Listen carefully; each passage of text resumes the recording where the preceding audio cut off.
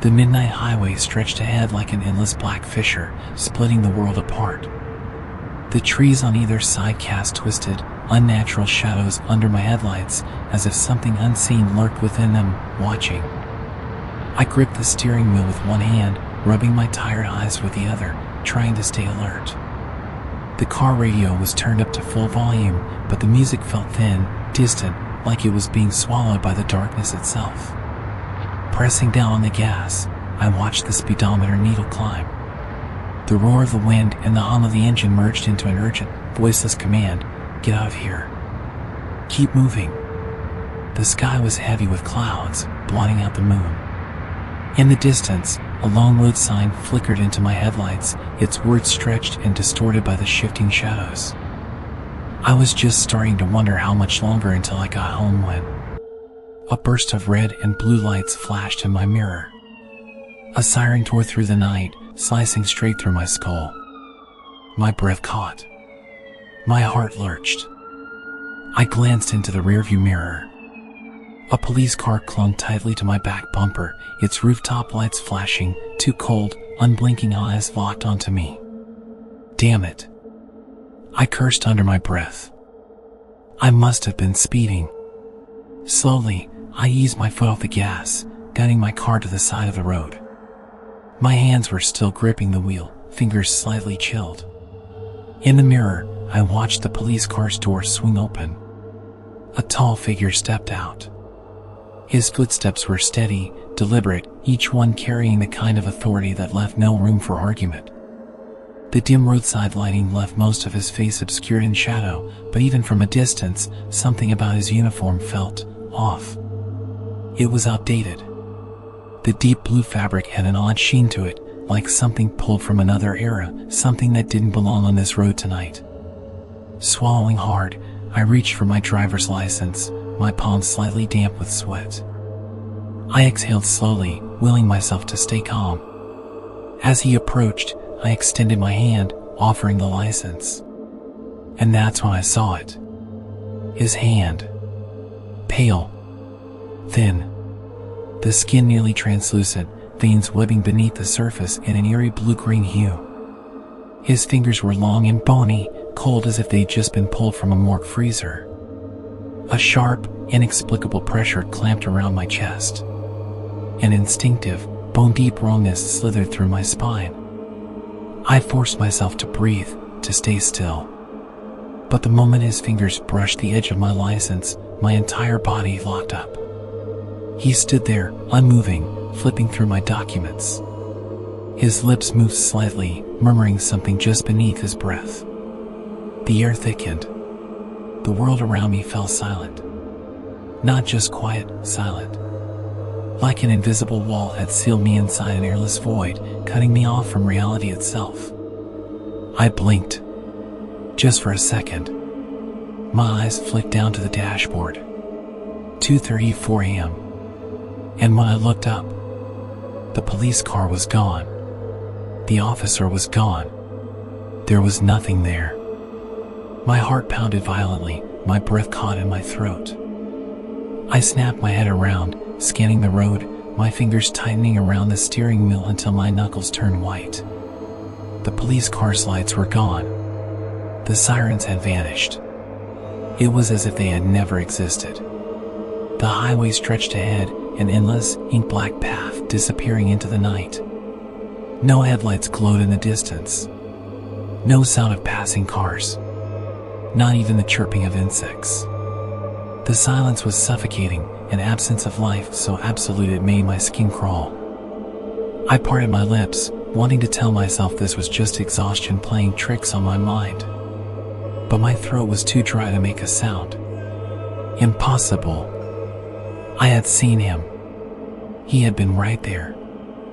I had felt the unnatural chill of his fingers when he took my license.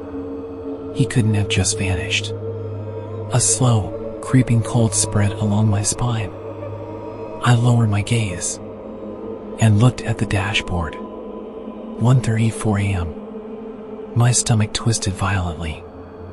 A cold fist of dread clenched around my heart. The time had gone backward? No, That couldn't be right. I had to be mistaken. I squeezed my eyes shut, inhaled deeply, and snapped them open again, locking onto the car's digital clock. 1:34 a.m. A minute ago, it had been 2:34 a.m. My fingers trembled as I fumbled for my phone, yanking it from my pocket and pressing the power button. The screen lit up, and my breath stopped completely. 1:34 a.m. Every electronic device, every source of time had rewound itself by an hour. But in my mind, everything had happened.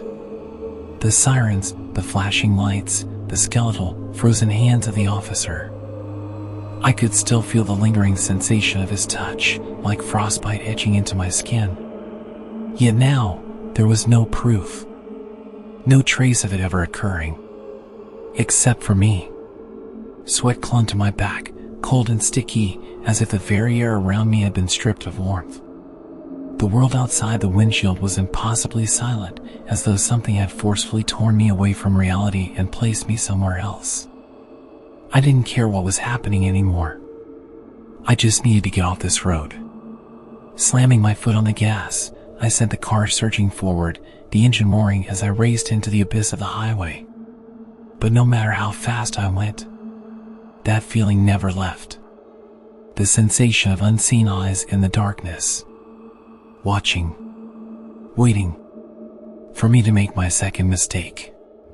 My fingers clamped down on the steering wheel, knuckles bloodless from the pressure. The gas pedal was floored, the engine's roar slicing through the dead silence of the night. I refused to check the rearview mirror. I knew what I should see, just an empty stretch of black highway, but something deep in my gut told me otherwise. Something was there.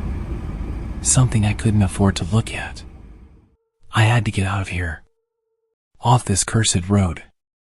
Up ahead, a road sign flickered in the glow of my high beams, standing alone in the darkness like a grim sentinel.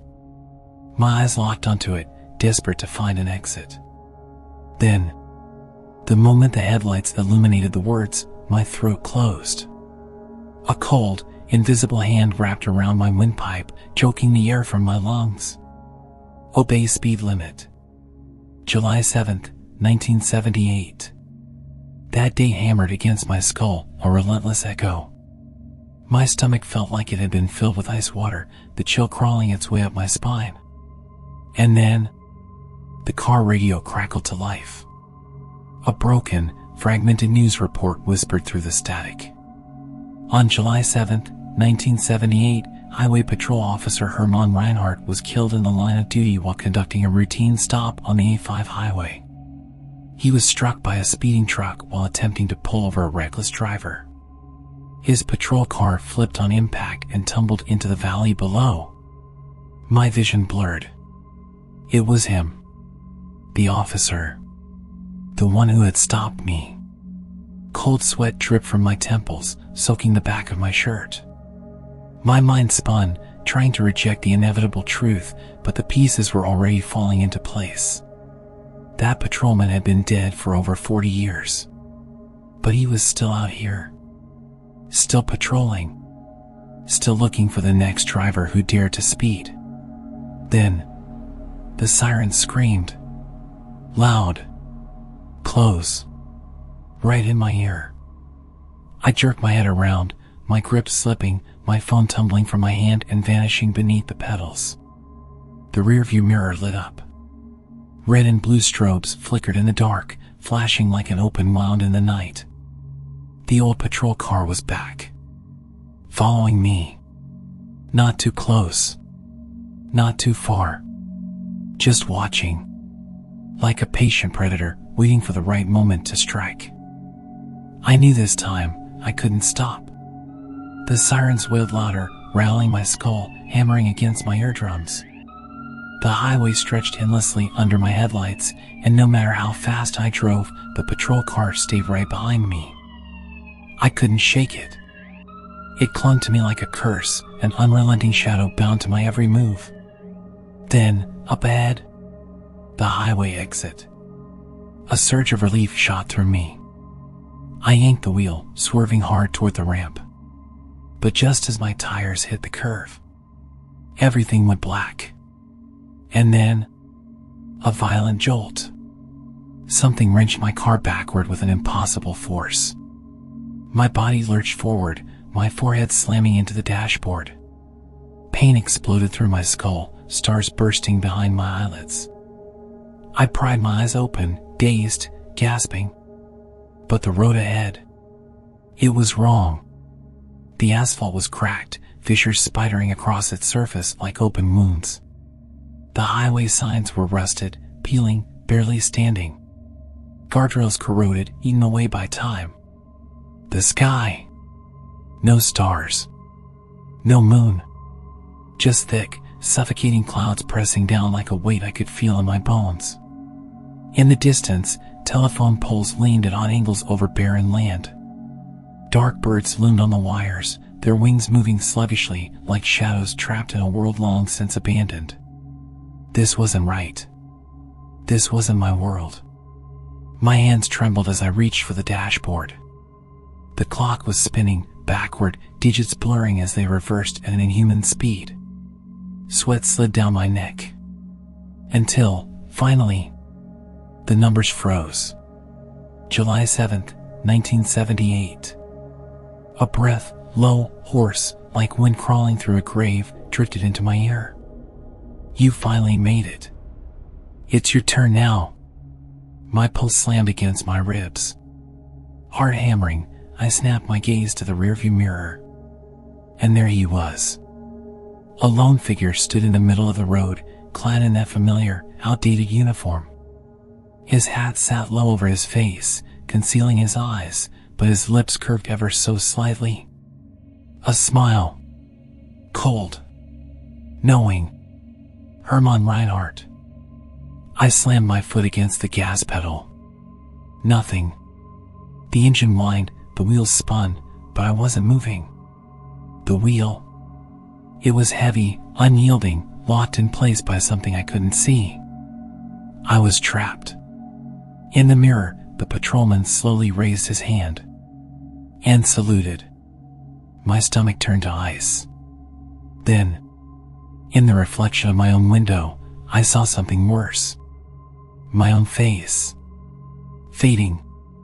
Blurring at the edges, like ink dissolving in water. My features swallowed by the darkness creeping in. The ticking of time reversed in my ears, a clock winding back to an inevitable, inescapable fate. And up ahead, the road fractured into nothingness. A gaping void, waiting to swallow me whole.